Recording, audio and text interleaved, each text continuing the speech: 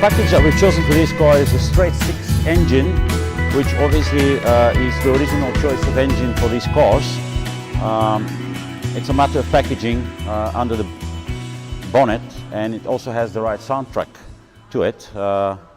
So the engine you see here is a straight six BMW engine. It's a decent solid platform with a very good power output, and we've chosen it for this application. Basically, it's very accessible, easy to maintain, good power. It's a good engine to begin with. One very interesting feature I want to attract your attention to is the way we decided to do the exhaust manifold. Is a fabricated one of a type of a log type manifold, except this one has a sort of a damper box that serves to cancel pulsing to an extent, therefore killing the sharp noises coming out of it.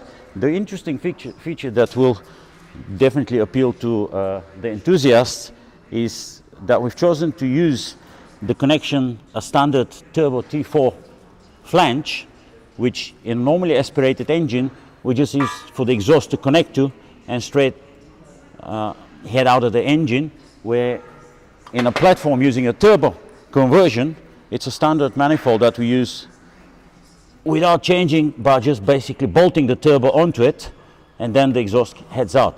And the manifold is made out of 3mm stainless steel, which is robust enough,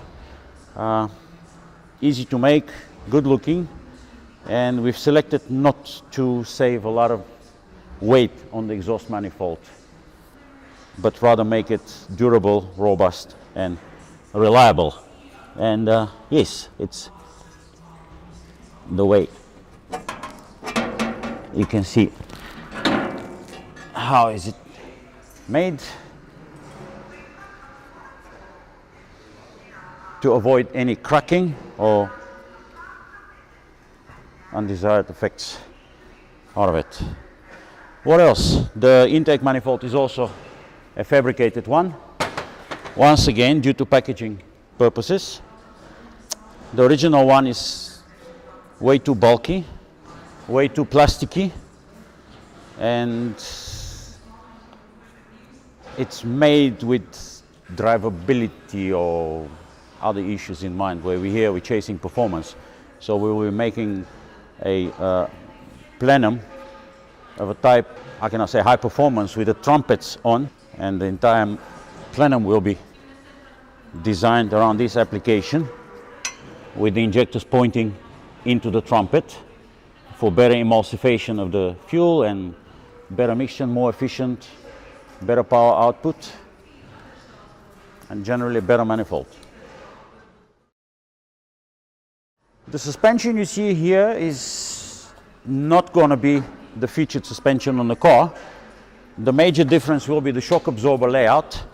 Currently we're having a direct attachment of the shock absorber, coil-over shock absorbers, directly onto the control arm, where in the feature car it will be inboard mounted shock absorbers with the cantilever, very much Formula One type of shock absorber activation with the push rods, which gives us infinite ability of adjustment and changing the characteristics without actually changing the shock absorber itself.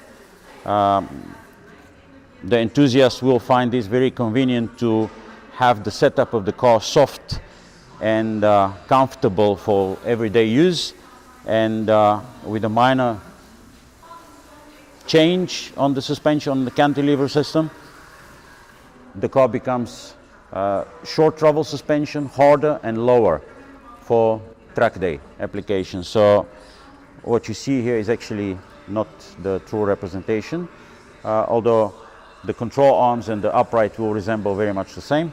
The brakes are 4-pot Woolwood, very good package, very strong. For the weight of the car, we find it more than sufficient.